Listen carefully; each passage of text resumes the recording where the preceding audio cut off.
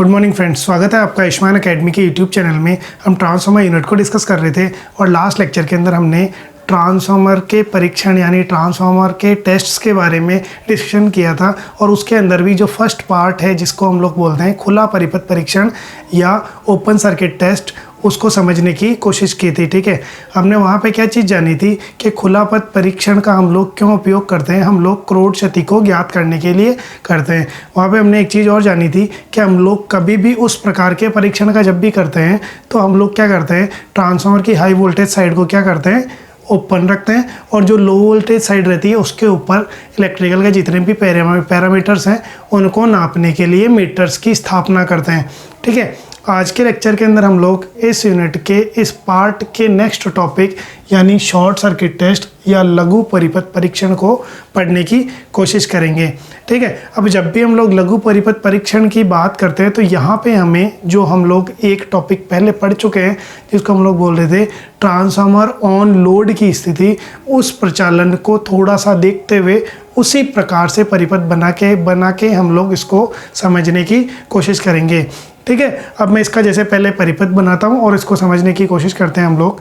देखिए है ना, मैं क्या बोल रहा हूँ, इसके अंदर हम लोग क्या करेंगे, जैसा इसके नाम से पता चल रहा है कि हम लोग क्या करेंगे, लघु परिपथ करेंगे। ठीक है, लघु परिपथ का मतलब क्या है, हम लोग फेज और न्यूट्रल को जोड़ेंगे। ठीक है, अब जब भी हम लोग लघु परिपथ करते हैं तो हम लोग इस केस के अंदर भी क्या करते हैं, जो प्राइमरी साइड होती है ना, क्या बोल रहा हूँ मैं, प्राइमरी साइड के अंदर तो सारे के सारे अपन उपकरण लगाएंगे और दूसरे जो सेकेंडरी साइड है उसके अंदर हम लोग क्या करते हैं, लघु परिपथ करते हैं। ठीक है, लघु परिपथ का मतलब ये शॉर्ट सर्किट।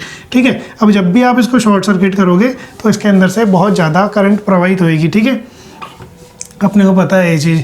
अब जैसे अपन प्राइमरी साइड की अगर अपन बात करेंगे तो यहाँ पे हम लोग मीटर्स लगाएंगे। एक तो अमीटर लगाएंगे करंट को नापने के लिए, वोल्ट मीटर लगाएंगे वोल्टेज को नापने के लिए। ठीक है, और यहाँ पे जो वाट मीटर है उस वाट मीटर का हम लोग उपयोग करेंगे। जो दूसरे प्रकार की क्षति है इसको हम लोग ताम्र क्षति बोलते हैं, उसको ज्ञात करने के लिए।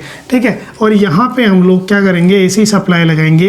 ये एसी सप्लाई जो है, ये एसी सप्लाई हम लोग डायरेक्ट भी दे सकते हैं और हम लोग रेगुलेटर के द्वारा या ऑटो ट्रांसफार्मर के द्वारा भी इसको इनपुट दे सकते हैं। ठीक है, अब जो ये 3 मीटर्स रहेंगे ना, इन 3 मीटर्स के द्वारा जो पैरामीटर्स नापे जाएंगे, जैसे एम्पेयर मीटर के द्वारा जो करंट नापा जाएगा उसको हम लोग ISC बोलेंगे, और जो वोल्ट मीटर के द्वारा जो वोल्टेज नापी जाएगी उसको VSC बोलेंगे। ठीक है, और ऐसे ही वाट मीटर जो नापेगा उसको अपन WSC बोलेंगे। ठीक है, ये SC इसलिए इस्तेमाल करा है ताकि अपने को ये पहचानने में आए, SC का मतलब है शॉर्ट सर्किट।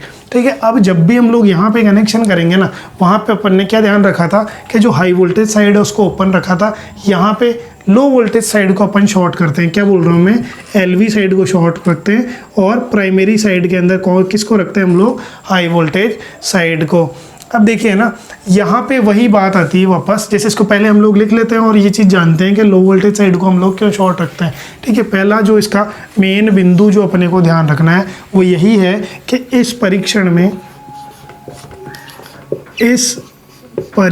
में LV साइड को लघु परिपथ किया जाएगा व HV में पैरामीटर्स, जो भी पैरामीटर्स हैं जैसे करंट है, वोल्टेज है या वाटेज है, इनको नापने के लिए HV में पैरामीटर्स को नापा जाएगा। ठीक है, नापा जाएगा, इसको आप लिख सकते हैं पूरा। चलो ठीक है ना, अब देखिए ना, हम लोग यहाँ पे लो वोल्टेज साइड को क्यों हम लोग शॉर्ट सर्किट कर रहे हैं, इसका सिंपल वही कारण है जो हम लोग वहाँ पढ़ रहे थे कि वहाँ पे तो क्या हो रहा था कि सेकेंडरी साइड के अंदर जो करंट थी ना, हाई वोल्टेज अपन इसलिए रख रहे थे क्योंकि सेकेंडरी साइड में जो करंट थी हाई वोल्टेज साइड में, वो करंट बहुत कम हो रही थी। ठीक है, यहाँ पे क्या हो रहा है, आप जब भी लो वोल्टेज साइड को अगर शॉर्ट सर्किट करोगे तो क्या रहेगी, यहाँ पे पहले लो वोल्टेज साइड के अंदर जो करंट रहती है वो ज़्यादा रहती है, क्योंकि अपने पता है जो वोल्टेज रहती है ना वो इन्वर्सली प्रोपोर्शनल रहती है किसके, करंट के। तो अगर आप वोल्टेज को कम कर रहे हो तो पहले ही करंट ज़्यादा है और उसके ऊपर से आपने क्या कर दिया, इसको शॉर्ट सर्किट कर दिया, तो ये जो करंट रहेगी ये डेंजरस स्थिति तक पहुँच सकती है। इसलिए हम लोग क्या करते हैं, इसको इसको ईजी गोइंग मतलब नाप नहीं पाएंगे, इसलिए हम लोग इस साइड में एच वी साइड को रख लेंगे और एच वी साइड से हम लोग यहाँ पे एमीटर के द्वारा क्या कर लेंगे, करंट को नाप लेंगे। ठीक है, इसलिए हम लोग क्या कर रहे हैं, सिर्फ अपनी सुविधा के लिए सिर्फ शॉर्ट सर्किट जो शॉर्ट सर्किट है उसको एल वी साइड के अंदर रख रहे हैं। ऐसा कोई ज़रूरी नहीं है कि हम लोग जो ये सेकेंडरी साइड है यहाँ पे एच वी एल वी को ही रखें, पर ये अपने लिए सुविधाजनक रहता है कि हम लोग एलवी साइड को सेकेंडरी के अंदर रखें। क्यों? क्योंकि यहाँ की करंट बहुत ज़्यादा रहेगी और उसको हम लोग नापने के लिए थोड़े से परेशान रहेंगे। तो इसलिए हम लोग क्या करेंगे, जो लो वोल्टेज साइड है उसको क्या कर देंगे, शॉर्ट सर्किट कर देंगे।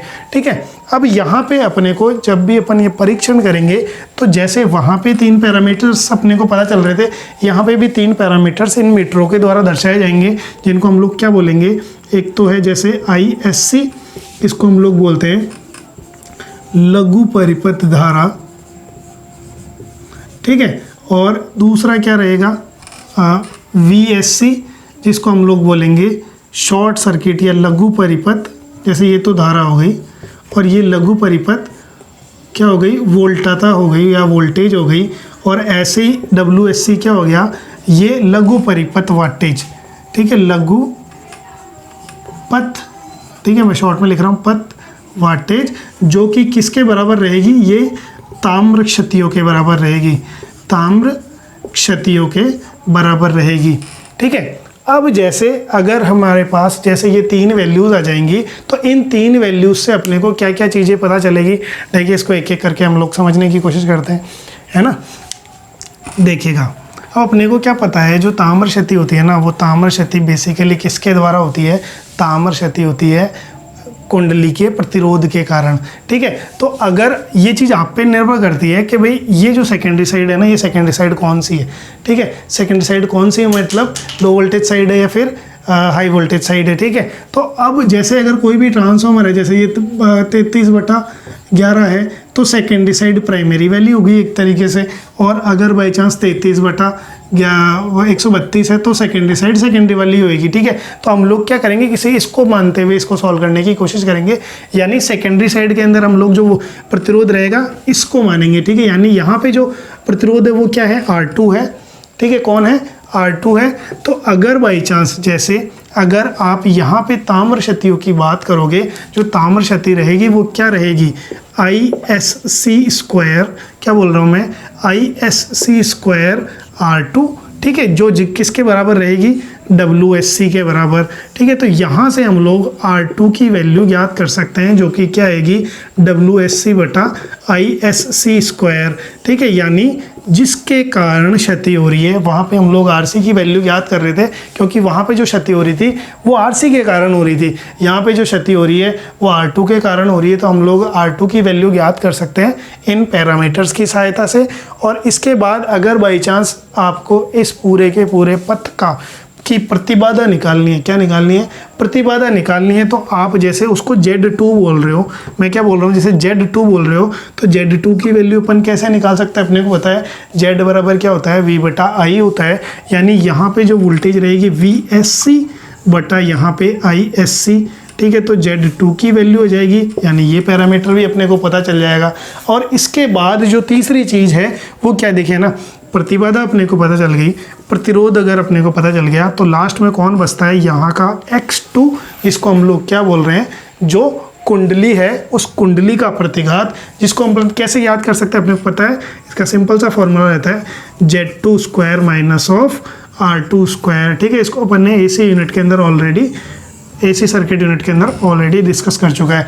ठीक है, यानी इस परीक्षण से अपने को क्या चीज़ पता चल गई, एक तो ताम्र क्षति पता चल गई, ताम्र क्षति जिस कारण हो रही है उस कारण की, यानी उस प्रतिरोध की वैल्यू पता चल गई, उस सेकेंडरी साइड की प्रतिबाधा पता चल गई, और उस सेकेंडरी साइड की क्या पता चल गई, एक तरीके से उस सेकेंडरी साइड का प्रतिघात अपने को पता चल गया। ठीक है, अब जैसे अपन दोनों परीक्षण को समराइज करके पूरे ट्रांसफार्मर का एक तरीके से सर्किट बनाना चाहें, इन दोनों सर्किट मतलब एक तरीके से अपन ने जो दोनों टेस्ट किए ना, उन दोनों टेस्ट से अपने को क्या मिलता है लास्ट के अंदर, अगर उस सर्किट को अगर अपन बनाना चाहें तो वो सर्किट कैसा बनता है, देखिए ना, मैं एक बार इसको मिटा के, भाई ये पूरा लघु परिपथ होगा, आपको ये समझ में आया होगा। अब अपन उस सर्किट को बनाने की कोशिश करते हैं। देखिए ना, हमने क्या बोला कि भाई जो ट्रांसफार्मर है ना, उस ट्रांसफार्मर की लो वोल्टेज साइड में तो अपन परीक्षण करते हैं किसके अंदर, शॉर्ट सर्किट और ओपन सर्किट के अंदर।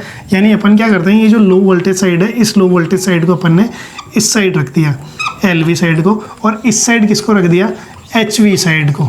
ठीक है, HV साइड में टर्न्स ज़्यादा हो गई, ठीक है ना।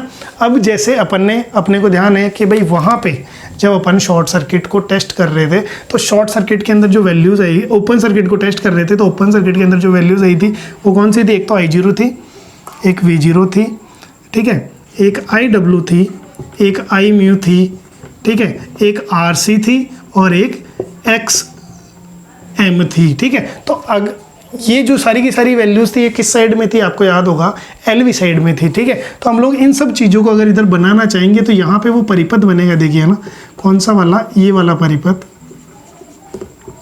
ऐसा कुछ। ठीक है, और यहाँ पे कौन है, ये XM है, यहाँ पे कौन है, ये RC है, इसके अंदर जो धारा है उसको अपन IW बोल रहे थे, इसको Imu बोल रहे थे और इसको I0 बोल रहे थे। यहाँ पे वोल्टेज थी टोटल, इसको अपन V0 भी बोल रहे थे। तो ये तो हो गई प्राइमरी साइड या लो वोल्टेज साइड। और ऐसे अगर आप सेकेंडरी साइड को पता लगाना चाहो तो सेकेंडरी साइड में दो चीज़ें अपने को पता चल रही है, एक तो R2 और एक X2। यानी यहाँ पे अपन इन दोनों को ऐसे करके बना सकते हैं। ठीक है, अब यहाँ पे जो भी लोड कनेक्ट होना है वो लोड कनेक्ट हो जाएगा। ये जैसे कौन हो गया, ये तो हो गया R2 और ये हो गया कौन, X2, और इन दोनों से जो प्रतिबाधा आएगी वो Z2 हो गई। ठीक है, ये कौन सी साइड है, HV साइड है। HV साइड के अंदर अपन किसके अंदर मेजरमेंट कर रहे हैं, हम लोग कर रहे हैं शॉर्ट सर्किट टेस्ट के अंदर। ठीक है, तो ये फाइनल जो सर्किट होता है ये अपने को मिलता है इन दोनों परीक्षणों को करने के बाद। होप आज जो अपन ने डिस्कस किया है, जिसको अपन क्या बोल रहे हैं, लघु परिपथ परीक्षण, जिसका उपयोग हम लोग क्यों करते हैं, ताम्र क्षति को ज्ञात करने के लिए, वो आपको समझ में आया होगा। और ये जो दोनों अपन ने टेस्ट पढ़े, कौन कौन से, एक तो ओपन सर्किट टेस्ट और एक ये लघु परिपथ परीक्षण, ये दोनों के दोनों अपन ने टेस्ट क्यों किए हैं उसका आपको मतलब समझ में आया होगा। ये सर्किट को ज्ञात करने के लिए और इन दोनों क्षतियों को ज्ञात करने के लिए हम लोग इन दोनों टेस्ट को करते हैं। ठीक है, अगर आपको ये क्लास और मेरे जितने भी वीडियोस हैं अगर आपको पसंद आ रहे हैं तो आप मेरे वीडियोस को मेरे को मोटिवेट करने के लिए आपके फ्रेंड्स के साथ, आपके सोशल मीडिया, आपके व्हाट्सएप, फेसबुक के ऊपर शेयर कर सकते हैं और मुझसे अच्छे कंटेंट की उम्मीद करते हुए मेरे चैनल को सब्सक्राइब कर सकते हैं। Have a nice day.